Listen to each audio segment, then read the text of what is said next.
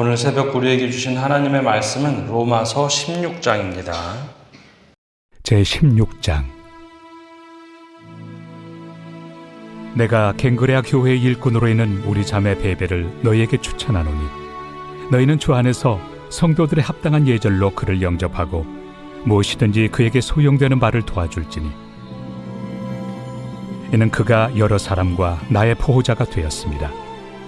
너희는 그리스도 예수 안에서 나의 동역자들인 브리스가와 아굴라에게 문안하라. 그들은 내 목숨을 위하여 자기들의 목까지도 내놓았나니 나뿐 아니라 이방인의 모든 교회도 그들에게 감사하느니라. 또 저의 집에 있는 교회에도 문안하라. 내가 사랑하는 에베네도에게 문안하라. 그는 아시아에서 그리스도께 처음 맺은 열매니라. 너희를 위하여 많이 수고한 마리아에게 문안하라. 내 친척이요 나와 함께 갇혔던 안드로니고와 유니아에게 문안하라. 그들은 사도들에게 존중이 여겨지고 또한 나보다 먼저 그리스도 안에 있는 자라. 또 주 안에서 내 사랑하는 암블리아에게 문안하라. 그리스도 안에서 우리의 동역자인 우르바노와 나의 사랑하는 스타구에게 문안하라. 그리스도 안에서 인정함을 받은 아벨레에게 문안하라. 아리스토볼로의 권속에게 문안하라. 내 친척 헤로디온에게 문안하라. 나게소의 가족 중 주 안에 있는 자들에게 문안하라. 주 안에서 수고한 두루베나와 두루보사에게 문안하라. 주 안에서 많이 수고하고 사랑하는 버시에게 문안하라. 주 안에서 택하심을 입은 루포와 그의 어머니에게 문안하라. 그의 어머니는 곧 내 어머니니라. 아순그리도와 블레곤과 허메와 바드로바와 허마와 및 그들과 함께 있는 형제들에게 문안하라. 빌롤로고와 율리아와 또 네레오와 그의 자매와 올름바와 그들과 함께 있는 모든 성도에게 문안하라. 너희가 거룩하게 입맞춤으로 서로 문안하라. 그리스도의 모든 교회가 다 너희에게 문안하느니라. 형제들아, 내가 너희를 권하노니 너희가 배운 교훈을 거슬러 분쟁을 일으키거나 거치게 하는 자들을 살피고 그들에게서 떠나라. 이 같은 자들은 우리 주 그리스도를 섬기지 아니하고 다만 자기들의 배만 섬기나니 교활한 말과 아첨하는 말로 순진한 자들의 마음을 미혹하느니라. 너희의 순종함이 모든 사람에게 들리는지라. 그러므로 내가 너희로 말미암아 기뻐하노니 너희가 선한데 지혜롭고 악한데 미련하기를 원하노라. 평강의 하나님께서 속히 사탄을 너희 발 아래에서 상하게 하시리라. 우리 주 예수의 은혜가 너희에게 있을지어다. 나의 동역자 디모데와 나의 친척 누기오와 야손과 소시바더가 너희에게 문안하느니라. 이 편지를 기록하는 나 더디오도 주 안에서 너희에게 문안하노라. 나와 온 교회를 돌봐주는 가이오도 너희에게 문안하고 이 성의 재무관 에라스도와 형제 구아도도 너희에게 문안하느니라. 나의 복음과 예수 그리스도를 전파함은 영세전부터 감춰졌다가 이제는 나타내신 바 되었으며 영원하신 하나님의 명을 따라 선지자들의 글로 말미암아 모든 민족이 믿어 순종하게 하시려고 알게 하신 바 그 신비의 계시를 따라 된 것이니 이 복음으로 너희를 능히 경고하게 하실 지혜로우신 하나님께 예수 그리스도로 말미암아 영광이 세세 무궁하도록 있을지어다. 아멘. 오늘 새벽에도 하나님의 은혜와 평강이 함께하기를 축복합니다. 이제 로마서 이제 마지막 장 16장의 말씀입니다. 사도 바울은 글을 쓸 때 헬라식 글을 씁니다. 그 헬라식 글이라고 하는 것은 그 문체를 말하는데 대부분의 편지는 앞부분의 인사 그리고 중간의 내용 그리고 마지막에는 문안하는 것 마지막 인사로 편지를 써내려가죠. 이게 헬라식 글쓰기 방법을 철저하게 따릅니다. 그래서 이제 누가 글을 쓰게 됐고 어떤 이유고 어떤 사람들에게 문안하는가 마지막에 인사를 합니다. 이제 성도들의 경우에는 이제 이런 기도 편지 쓰는 일이 별로 없겠지만 목회자나 선교사들은 이런 기도 제목의 편지를 보내는 경우가 많습니다. 선교사들이 편지를 보내오면 요즘의 근황은 어떠한지 그리고 어떤 기도 제목이 있는지 함께 동역하는 사람들에 대한 이야기 혹은 기도 제목을 많이 쓰죠. 근데 기도 제목 중에 보면 선교사들이 꼭 기도 요청을 하는 사람들이 있습니다. 같이 함께하는 동역자들이죠. 이런 동역을 하는데 그 사람들을 위해서 기도해달라라는 기도 제목의 편지를 쓰곤 합니다. 근데 이런 기도 편지 안에 사람들의 이름을 쓸 때는 그냥 아무나 이렇게 쓰는 것은 아니고 선교사가 마음에 품고 있던 사람 혹은 꼭 소개를 해야 될 사람들을 이렇게 글을 씁니다. 바울도 동일하게 로마 교회에 편지를 보내는데 로마 교회에 얼마나 많은 사람이 있는지는 확실하지는 않지만 그 가운데 문안해야 할 사람들, 인사를 꼭 해야 할 사람들의 이름을 꼭꼭 눌러서 쓰고 있습니다. 그냥 기억나는 사람들이 아니라 바울과 함께 동역을 했던 사람들, 즉 바울에게 마음의 각인이 된 사람들입니다. 성도들에게도 마음속에 각인된 사람들이 있습니다. 이 사람은 정말 믿음의 사람들이다. 근데 목회자에게도 오랫동안 기억에 남는 사람들이 있습니다. 근데 그 사람들을 다른 사람들에게 부탁을 하면서 이 사람들에게 꼭 문안하십시오. 이 사람들은 어떤 사람입니다. 라고 이야기할 때 그렇게 기억나는 사람들은 굉장히 중요한 사람들입니다. 특별히 히브리 기자가 13장에서 이런 말씀을 하죠. 여러분의 지도자들을 따르고 그들에게 복종하십시오. 그들은 쉬지 않고 여러분의 영혼을 돌보아주고 있습니다. 그리고 그들은 장차 하나님께 자기가 한 일을 낱낱이 아뢰어야 할 사람들입니다. 로마서 14장에도 우리가 스스로 하나님 앞에 가서 우리의 일을 자고할 것이다 라고 하지만 또 하나 하나님 앞에 가서 우리의 삶에 대해서 자고할 사람들이 바로 지도자들, 목회자들입니다. 근데 사도 바울에게 기억되는 사람들, 이 사람들이 과연 어떤 사람들일까요? 26명이나 하나 일일이 언급하고 있는데 이 순서와 사람들의 내용들이 의미심장합니다. 제일 먼저 말하는 사람이 겐그리아 교회의 일꾼으로 섬겼던 자매 베베입니다. 계속 이제 헬라 문화라는 얘기를 제가 하고 있는데요. 이 그리스 문화에서는 우리나라 문화에서도 마찬가지지만 대부분 남성의 이름이 먼저 나오게 되어 있습니다. 가장 중요한 사람을 앞에 쓰고 그 다음에 덜 중요한 사람들 뒤에 쓰죠. 그래서 성경에서 제일 앞에 누구를 썼느냐를 굉장히 중요시 여깁니다. 그런데 사도 바울은 제일 먼저 로마 교회에 추천한 사람은 베베입니다. 그러면서 뭐라고 했느냐? 우리 자매 베베다라고 이야기를 하죠.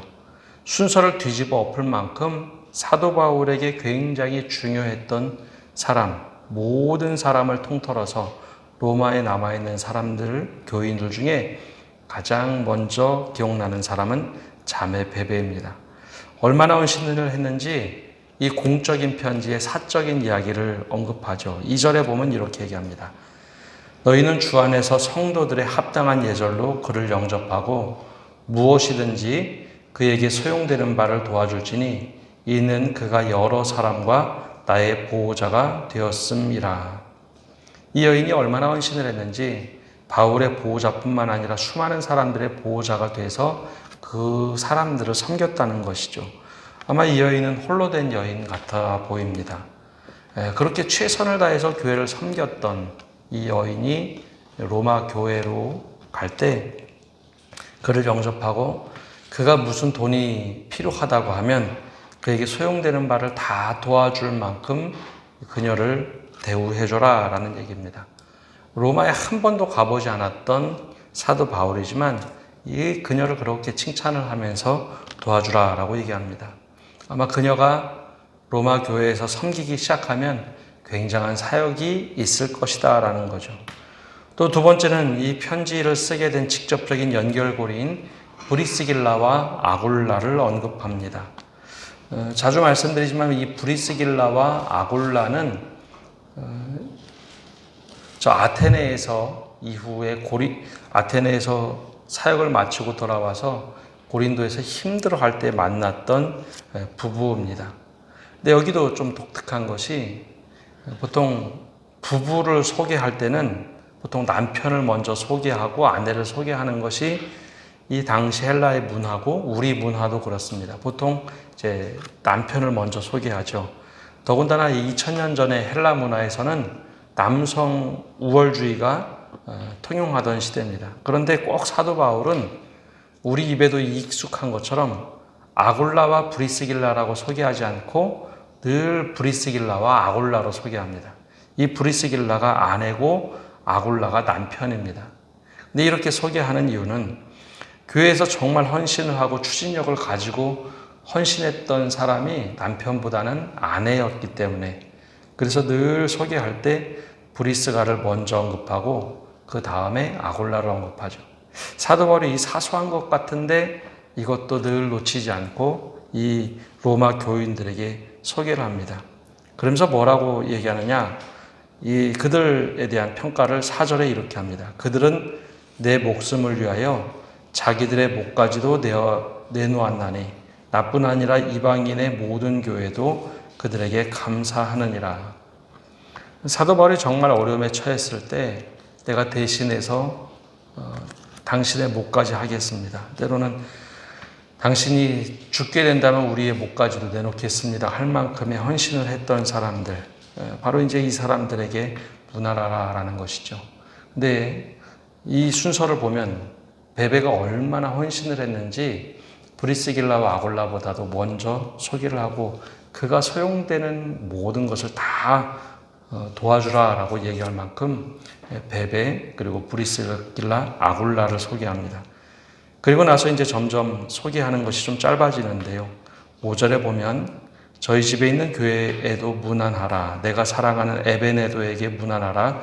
그는 아시아에서 그리스도께 처음 맺은 열매니라. 이제 에베네도, 아시아의 첫 열매였던 그에게도 문안하라 라고 소개를 합니다. 그 다음부터는 이제 한 사람씩 쭉 소개를 하는데 그렇게 소개하는 사람이 26명입니다. 안부를 묻고 안부를 듣는 사람들. 근데 특이한 것은 이 안부를 묻는 사람들 중에 여인들이 그렇게 많았다라는 거죠.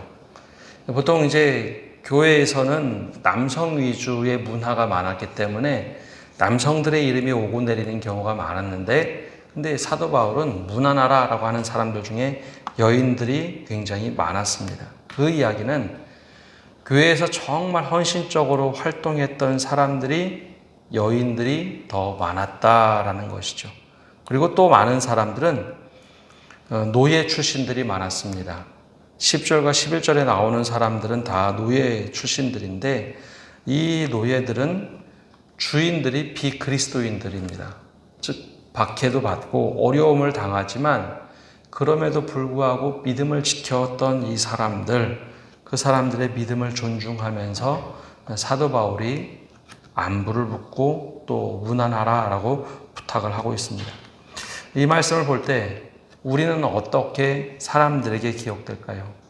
또 여러분들은 또 목사님들에게 어떻게 기억이 되고 있습니까? 아마 저도 그렇고 어디 가서 뭘 이야기를 할 때 야 우리 교회 이런 집사님이 있어, 권사님이 있어, 이런 장로님이 있어 하는 이야기가 저희 목회자들 사이에 종종 이야기가 됩니다. 근데 어떻게 기억되느냐? 이 모습 아마 하나님 앞에 가서도 동일할 겁니다. 교회를 위해 헌신했던 사람들, 주님께서 늘 기억해달라고 기도하는 것은 당연한 것이겠죠.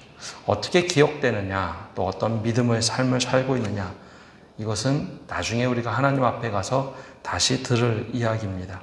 그렇게 소개를 하고 마지막으로 입맞춤의 인사를 16절에서 먼저 하고 있습니다. 그리고 나서 이제 편지가 맞춰진 것이 아닙니다. 서로 거룩한 입맞춤을 하라라고 해서 편지가 맞춰지는 것이 아니라 그 다음에 갑자기 사도 바울은 걱정이 됐는지 다시 한번 큰 권면을 합니다. 처음에 말씀드렸던 것처럼 브리스길라와 아굴라를 통해서 로마 교회의 이야기를 듣게 되죠. 그리고 로마로 들어갔던 수많은 사람들의 이야기를 들으면서 로마 교회의 어려움을 들었던 사도 바울이 붓을 들어서 편지를 씁니다. 근데 대부분의 이야기는 유대인 그리스도인들과 헬라인 그리스도인 간의 갈등을 다루었습니다. 근데 이런 갈등만 있는 것이 아니라 늘 교회는 이단의 위협과 왜곡된 신앙을 가진 사람들의 위협이 있었죠. 여러분, 교회가 언제 위태롭게 되는가? 많은 사람들이 오해하는 것이 있는데, 밖으로부터 교회가 공격당할 때, 우리 신앙이 공격당할 때 교회가 위태로워진다라고 이야기를 합니다. 근데 그것은 오히려 편견이고, 교회가 진짜 어려움에 처했을 때는 내부적인 어려움이었습니다. 중세 교회가 몰락한 것은 외부 때문이 아니라 교회 자체 내의 윤리적인 타락 혹은 갈등의 문제 때문에 그랬죠. 사도 바울이 걱정이 돼서 17절에 이렇게 말을 합니다. 형제들아, 내가 너희를 권하노니 너희가 배운 교훈을 거슬러 분쟁을 일으키거나 거치게 하는 자들을 살피고 그들에게서 떠나라. 너희가 배운 교훈, 즉 성도에 합당한 삶에 대한 그 교훈을 거슬러 분쟁을 일으키거나 거치게 하는 자들을 잘 살펴보고 그들을 멀리하라라는 겁니다. 이건 비단 사도 바울만의 이야기는 아닙니다. 사회 심리학자들이 하는 말이 있는데요. 우리가 만나는 사람들, 우리가 친하게 지내는 사람들의 모습의 평균을 이렇게 내보면 그 속에 우리가 있다는 겁니다. 우리 동양에서는 그걸 금묵자흑이라고 얘기하죠. 먹을 가까이 하면 우리가 검게 된다. 금묵자흑이라고 하는데, 내가 누구를 만나고 어떤 사람들과 어울리느냐, 내가 자주 어울리는 사람들의 평균을 내보면 내가 그 사람들의 모습과 똑같다라는 겁니다. 즉 사도 바울은 믿음을 지키며 살아가는데 거슬러 분쟁을 일으키거나 거치게 하는 자들과 어울린다면 그들의 모습대로 따라가니 그들과 멀리하라라는 겁니다. 근데 그들이 어떤 일을 하느냐? 18절에 일들을 한다는 거죠. 이 같은 자들은 우리 주 그리스도를 섬기지 아니하고 다만 자기들의 배만 섬기나니 교활한 말과 아첨하는 말로 순진한 자들의 마음을 미혹하느니라. 이게 누구를 얘기할까요? 이게 바로 로마 교회 안에 있던 사람들인데, 신앙생활은 겉으론 번지르르 하는 것처럼 보이는데 그들이 진짜 주를 위해서 섬기기보다는 자기 배를 위해서 섬기고 교활한 말과 아첨하는 말로 사람들을 속이더라라는 것이요. 근데 그들과 자꾸 함께하면 할수록 믿음이 점점점 강해지는 것이 아니라 약해지더라라는 것이죠. 사도 바울이 안부를 다 물은 다음에 걱정이 돼서 다시 이 말을 추신으로 붙였습니다. 그러면서 우리가 잘 아는 로마서 16장 19절 영어로 된 찬양이 있죠. 로만 16, 19 하고 젊은이들이 불렀던 찬양의 가사가 바로 여기 나옵니다. 뭐를 권면하느냐? 19절과 20절에 보면 너희의 순종함이 모든 사람에게 들리는지라. 그러므로 내가 너희로 말미암아 기뻐하노니 너희가 선한 데는 지혜롭고 악한 데 미련하기를 원하노라 라고 권면합니다. 즉 선한 일을 할 때는 막 지혜를 모으고 어떻게 더욱더 선한 일을 할까 최선을 다해서 지혜를 모으지만, 악한 데는 미련해서 저게 도대체 어떻게 해야 될지 모르겠다. 악한 일을 생각이 딱 나면 거긴 너무 미련해서 그 이야기가 소화도 안 되고 어떻게 행동해야 될지 모르는 그런 사람이 되기를 바란다라고 권면을 하고 있습니다. 그래서 선한 데는 정말 지혜로운 모든 것을 동원하되 악한 데는 내가 이걸 너무 미련해서 이건 꾀를 낼 수가 없다라고 하는 그런 사람이 되어라. 그래서 20절에 평강의 하나님께서 속히 사탄을 너희 발 아래서 상하게 하시리라. 모든 말을 할 때도 사탄이 우리 발 아래 들어올 수 있도록 그렇게 행동을 해야지, 오히려 사탄이 우리 위에 올라가서 행동하게 하지 않도록 해라 라고 하는 것이 사도 바울이 다 인사를 마치고 나서 걱정이 돼서 하는 이야기입니다. 그래서 선한 데는 지혜롭고 미련한 데는 악한 데는 미련하라. 이 말씀을 늘 기억하시기 바랍니다. 그리고 마지막에 다시 한번 21절에서 23절까지 권면을 합니다. 아마 이런 얘기 많이 들으셨을 겁니다. 사도 바울이 남모를 아픔이 있었다. 건강상의 어려움이 있었는데, 하나는 간질이라는 얘기 들어보셨고 또 다른 하나는 안질, 눈이 너무 나빠서 제대로 글을 못 썼다라는 이야기 들어보셨을 겁니다. 그게 그냥 나온 이야기가 아니라 오늘 여기 22절에 그런 내용이 나오죠. 이 편지를 기록하는 나 더디오도 주 안에서 너희에게 문안하노라, 이렇게 글을 써놓고 있습니다. 그럼 이 로마서를 누가 기록했다고요? 이 더디오라는 사람이 기록한 겁니다. 더디오가 사도 바울이 불러주는 대로 이 글을 대피를 한 겁니다. 왜 그랬는가? 사도 바울이 안질이 너무 심해서 글을 쓸 만큼의 건강이 되지 않았던 때가 바로 이때였던 것 같습니다. 그래서 막 불러주면 더디오가 글을 쓰는데 사도 바울이 그걸 놓치지 않고 이야기하는 거죠. 야, 더디오, 너도 한번 여기에다가 안부를 물어봐라. 너도 이 글을 쓰고 있지 않냐.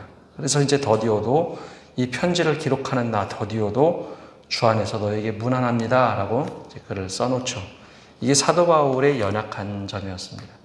그만큼 건강이 그렇게 좋지 않았죠. 그리고 마지막에 인사를 하는데 복음에 대한 메시지를 마지막에도 다시 이야기합니다. 그래서 26절에 이렇게 얘기하죠. 이제는 나타나신 바 되었으며 영원하신 하나님의 명을 따라 선지자들의 글로 말미암아 모든 민족이 믿어 순종하게 하시려고 알게 하신 바 그 신비의 계시를 따라 된 것이니 이 복음으로 너희를 등이 견고하게 하실 지혜로우신 하나님께 예수 그리스도로 말미암아 영광이 세세무궁하도록 있을지어다. 아멘. 이것은 성도들의 이제 인사법이었습니다. 오늘 말씀을 맺습니다. 오늘 우리는 신앙생활 하면서 어떻게 기억되느냐. 고린도 교회 편지를 보낼 때는 이 사람들의 문안만 하지 않습니다.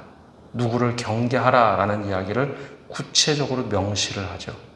그래서 우리는 고린도 교회에 경계될 사람을 아직까지도 기억하고 있습니다.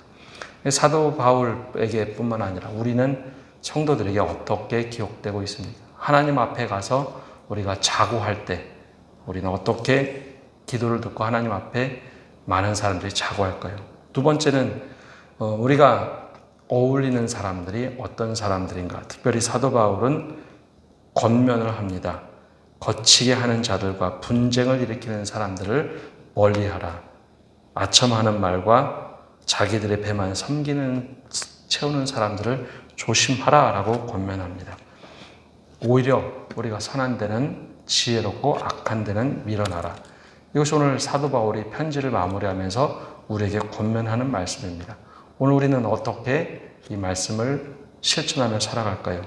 오늘도 살아가면서 선한 데는 지혜롭고 악한 데는 미련하게 살아가는 성도들 되시기를 바랍니다. 기도하겠습니다. 하나님, 오늘도 저희가 주님 앞에 나와서 말씀을 듣고 나갑니다. 우리가 어떤 사람으로 기억되고 있는지, 누군가에게 추천을 받는다면 우리에게는 어떤 추천을 받을 수 있을지 우리 삶을 한번 돌아보게 하여 주옵소서. 특별히 거치는 말과 분란을 일으키는 사람들과 멀리 할 수 있는 믿음을 주시고 우리가 그것을 분별할 수 있는 지혜를 허락하여 주옵소서. 주님을 위해서, 주님의 몸된 교회를 위해서 살아가기보다는 내 배를 먼저 채우는 사람들이 있다면 그들을 멀리하고 우리가 오히려 선한 데는 지혜롭고 악한 데는 미련하게 살아갈 수 있는 주님의 자녀 되도록 은혜 내려 주옵소서. 오늘 한 날도 모든 것을 주님께 맡겨드리며 예수님의 이름으로 기도합니다. 아멘.